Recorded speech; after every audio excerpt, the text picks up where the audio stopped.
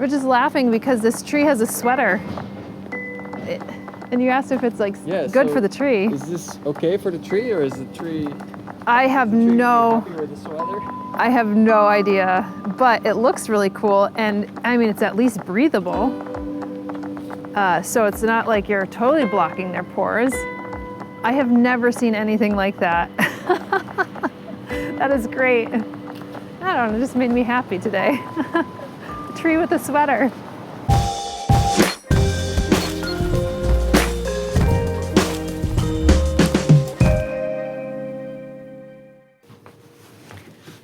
Got some new shoes, new partnership for the channel. This is a brand called Wildling.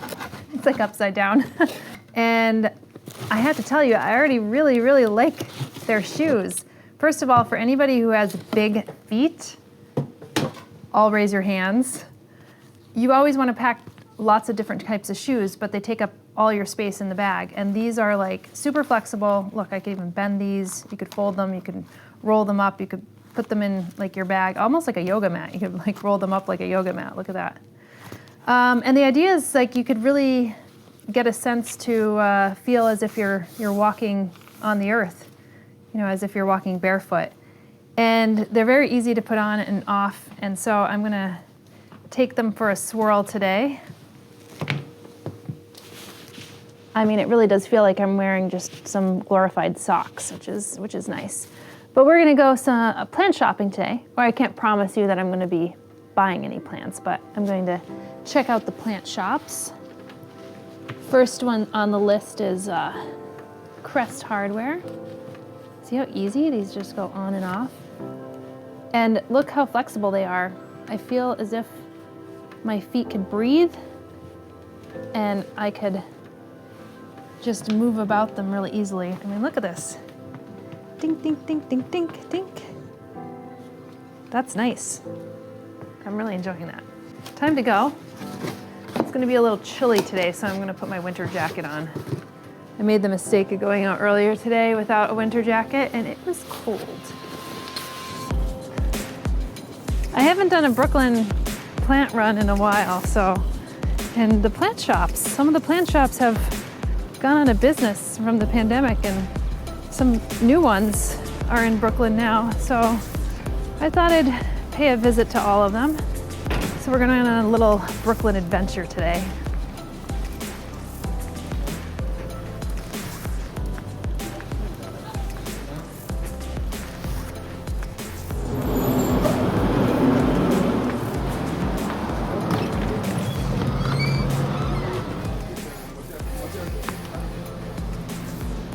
Hello.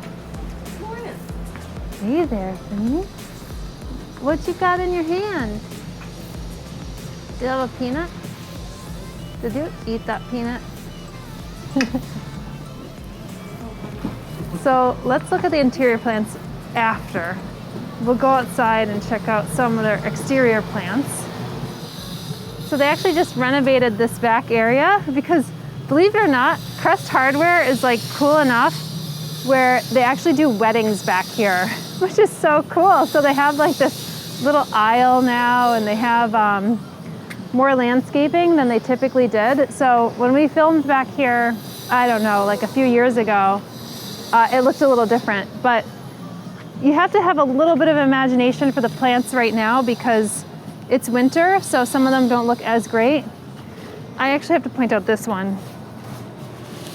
This is Hedera Helix Gold Heart. And I have a special place for this plant because I actually grew this indoors in my kitchen, and it kind of wrecked my walls a little bit, unfortunately. I had to take it down with the construction, and then I repainted the walls. But their little feet hold on to the walls pretty good, and they could, like, here you can see these little feet. They hold onto the walls like pretty good, and then they, you know, could rip into your walls or your brick. But this plant I found is much hardier than the regular Hedera Helix, and it's also a really great outdoor plant too, so good option.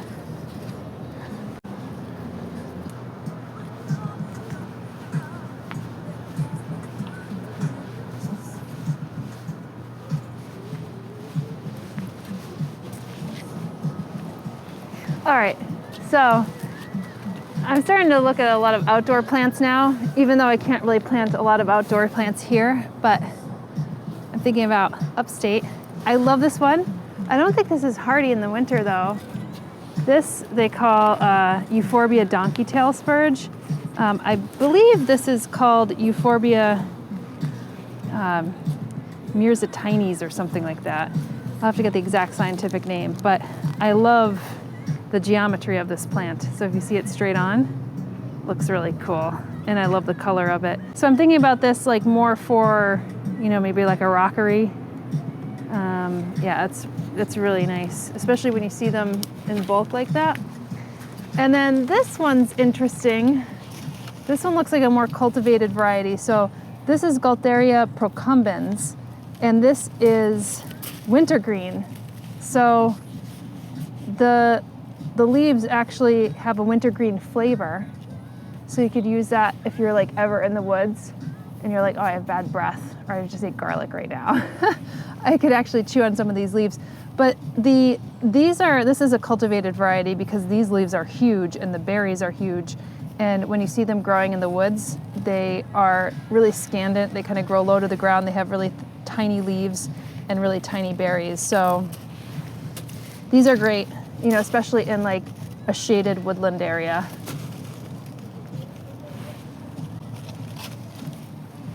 All right, they have limited plants out here, so let's go inside to see some of their other plants. Hello. So they have some nice cacti here. Some of these monstrose ones, you see how they've developed this kind of like two-headed look. So that's usually called like monstrose, or they have this cristate, so they have this crest, you see that? So a lot of those are highly prized. Like this is a great example of a crest. And they just seem to have some kind of genetic deviation that has them growing that way. At Crest Hardware? At Crest Hardware, absolutely.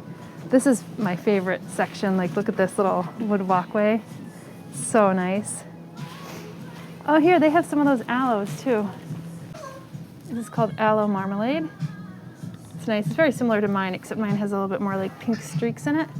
A lot of these hybrids look a lot the same. I don't know this one, aloe capitata, the yellow hoodie. Can you please take an electrical question on line 1? Bob. Line 1, please. Bob, line 1. Okay, this one's neat. And it's not that bad of a price, $25 for that size of mallow. It's not bad. You got some euphorbia over here. So this is, they call this pediolanthus, but this is now a euphorb, and it does have like a little latex. So if I don't want to touch my eyes after this, but if I just do a little break, you can see a little latex coming out of there. So you don't want to really get that on you. But this is called a devil's backbone. Pretty easy plant, but I found out that these could be susceptible to powdery mildew. Same thing that you would get like if you have roses are susceptible to powdery mildew. When I think of powdery mildew, I think of roses. Those I found out are susceptible to powdery mildew, believe it or not. String of dolphins right here. Cute one. Oh, this is wonderful. I don't know if anybody's gonna see that up there. This is Peperomia prostrata. Look at that. I think it's commonly called like turtleback peperomia. That's a nice one. If this comes out in time, I guarantee if people don't see that one, somebody's gonna come and nab it. This is a Zamia furfuracea. This is a cardboard palm. This is a big one. It takes a while to grow, you know, at this size. Some agave here. So you don't want to get on the bad side of these thorns. Oh, and I picked up one of these the other day. This is a Kalanchoe rhombopilosa, and I love the coloration of these. It has little brown fleckings. Now, I once ordered one of these online, and they fall apart really easily. So you know, you see they root right up really easily, but they don't, these leaves are very sensitive. So when I got it online, it came in all these different pieces, but it actually persevered. You just have to be patient with it. And it persevered and it started to grow, but this one is gorgeous. I just love that silvery color with brown flecking. It has a very nice growth structure, and you can see that these are growing up these tall floral stalks right here, and they're going to start putting out some pretty flowers. So Kalanchoe have that habit of putting out a very tall stalk, so they're probably trying to attract a pollinator from, you know, they might be a little bit more in the understory, and then you have this like tall stalk coming out for a pollinator to see. And they usually have really brightly colored flowers like pinks and purple. This is another Kalanchoe, Beharensis, and this one's neat because it's a little bit more crinkly styled. I haven't seen a cultivar of this that's so crinkly. Let's see if it has a specific cultivar. The Maltese Cross, it's called. So that's a neat growth structure. This is very similar. This one's called Kalanchoe Felt Plant. That's just the common name, but this is, I think, more of an oak leaf Kalanchoe, but it's a type of Beharensis, much larger. Fatsia japonica. I never really did well with Fatsia in my house, but this is, if you're in like the UK, you can actually grow this, or like in, you know, kind of Northern Europe. I've seen this growing outside, which is really great, you know? So it's kind of like a indoor-outdoor plant. I don't know if you could get away with it here because it gets too cold, but you might be able to pull it into, you know, your patio or deck. These, I only started seeing Ardisias come out into the market probably like 2 or 3 years ago. You know, I think they were really popular back in the day, and now they're, you know, popular again. I find these to be very easy plants. I have a couple in my green wall now I'm testing out. They don't like to be dried out, but they have really pretty berries. They come in like reds and pinks and also white, as you could see here. Very nice. These are some of their smaller plants. So they have some pillias, they have some crotons, they have some peperomia, they have a little Anthurium pedoradiatum.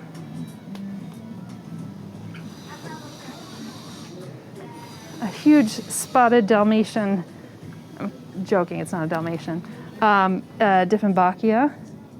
These do have a tendency to get very caney as they grow, unless you probably provide them like really good overhead light.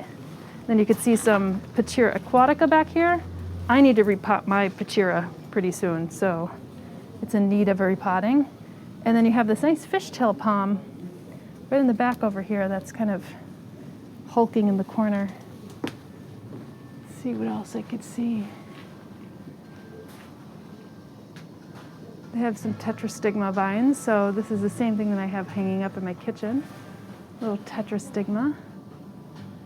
Oh, and of course, if anybody's watching this on a Monday, look at this beautiful monstera leaf right here. Wowee.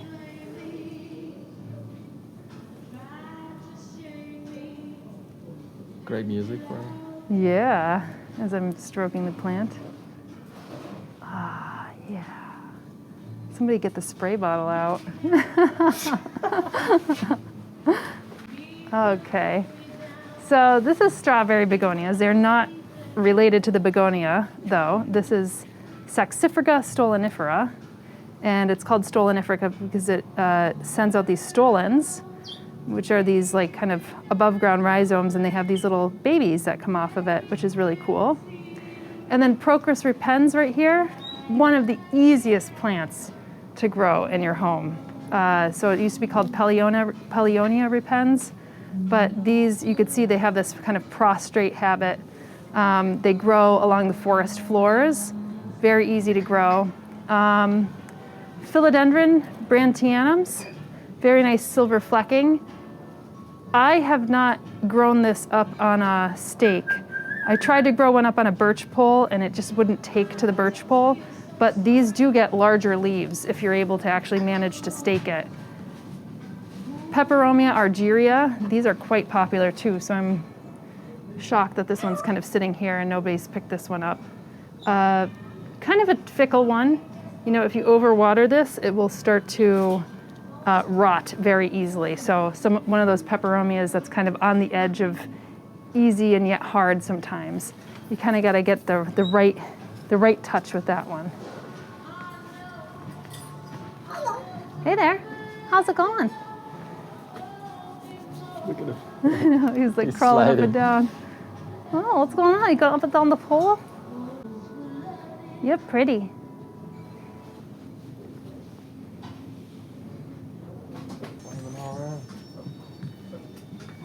Summer? Yeah. Oh, hi. Nice to meet you. Hi. I'm a really big fan of yours. Oh. I'll always watch your videos. Oh, that's so wonderful. Yes. What's your name? My name's Enrique. Enrique, nice to meet you. Yeah. Yeah. That's great. So when did you start watching the channel?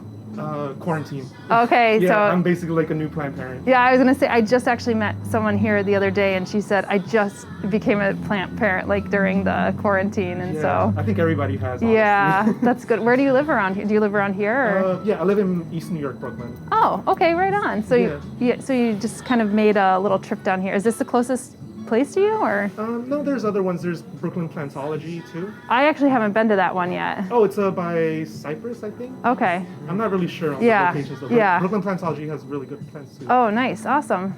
We So just you're came getting from tips, Millie's. getting tips, tips Good from the spots, too. viewers, yeah. That's good. Yeah. Yeah. I was just saying it's really nice to meet you. Oh, though. nice to meet you too. Yeah. Thank you so much I for actually making bought me my that. jewel orchid because of you. The Ludicia discolor. Yeah. Yeah, I saw your video. It's like so massive and full. Oh, I was like, I need to get that's one. so good. Well, I'm glad I got you into like some plants, so that's really wonderful. Thank you. Yeah, thank you so much for, making yourself known and introducing yourself. Thank you. You're welcome. Yeah, take care. Enjoy your day. care. Yeah. Well, we see some snake plants right here, which are really beautiful.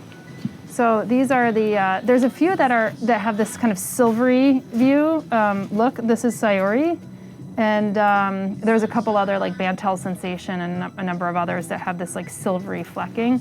But I'm very curious as to how snake plants, which are now Dracaena, I'm really interested in seeing how many species there actually are.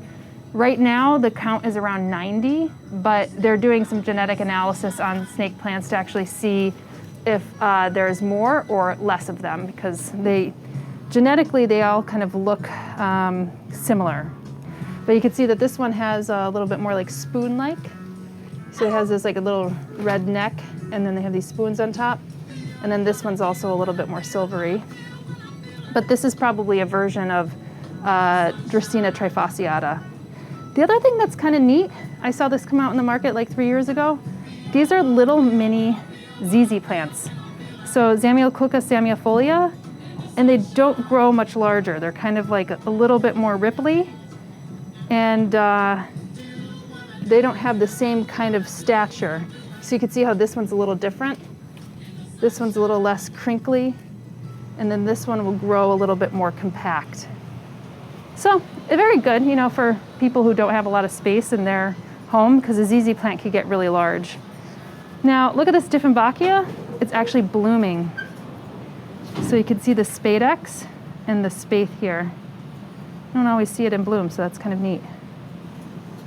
Looks like there's going to be some more blooms right here too. There's something here that smells really good too. Does this have any blooms on it? I mean, you could clearly smell it through your mask, so maybe your mask is not that great. I don't know what you smelled then. Maybe this? No, this doesn't have any smell. Yeah, it does, Does it? actually. Mild, Oh yeah, Oh, that it's must a be it. little, maybe is that, but you have to get right Oh, up yeah, to it it. is. Yeah. That's it. All right, thank you guys, really appreciate it. Yeah. Nice to see you too.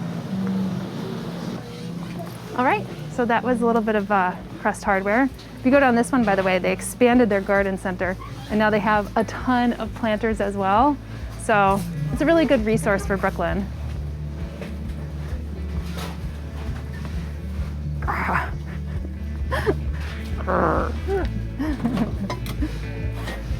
These are actually my favorite. This is Bruning Pottery, and they're based in the Pacific Northwest, and they come in all different colors. I also like these a lot. I like the ones that are more neutral toned. and they're not that shiny. So they have this kind of like crackle, all different versions. I have so many. So aside for terracotta, this is probably the #1 plant pot that I have. Bye guys. Hi. Yeah. Oh, this is my boyfriend. Hi, nice He to drove meet us you. here. Oh, that's fantastic. Because I was going to say, you're still a little far away. I'm like, is this the closest one for you? Yeah. That's great. He's always driving me everywhere. I'm actually from Queens, so I'll come here with him. Oh, that's fantastic. Yeah. Well, thank you guys. That's very nice. And it was really nice to bump into you. We're both fans of yours. That's Oh. Yeah, we watch you and learn. Oh my God, thank you. I'm blushing under the mask. Bye guys, take care.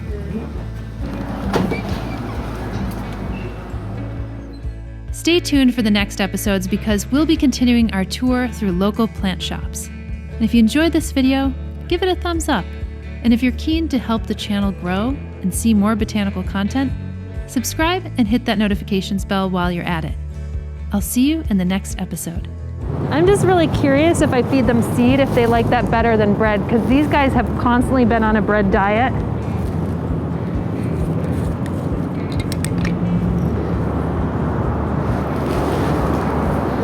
Oh.